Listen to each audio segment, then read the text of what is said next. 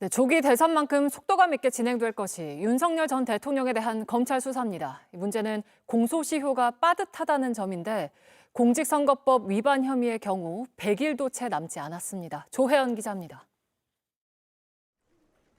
윤석열 전 대통령이 받고 있는 여러 혐의 중 공소시효 만료가 가장 임박한 사건은 지난 대선 당시 김건희 여사의 도이치모터스 주가 조작 연루 의혹에 대해 허위로 해명했다는 의혹입니다.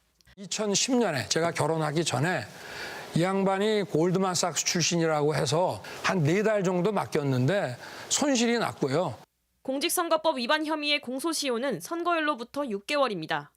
공소시효는 2022년 3월 9일 대선일로부터 5월 10일 취임일까지 진행되다 윤 전 대통령의 재직 기간 동안 정지됐습니다.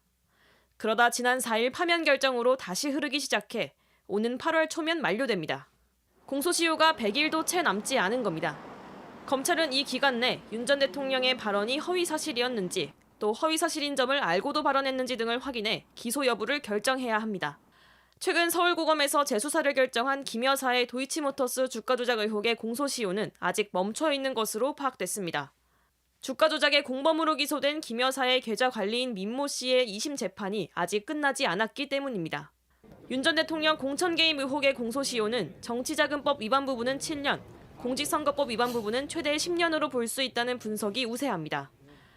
당선인 신분에서의 공천 개입 의혹은 공무원 신분에서의 공직선거법 위반으로 봐서 6개월이 아닌 10년의 공소시효를 적용할 수 있다는 겁니다.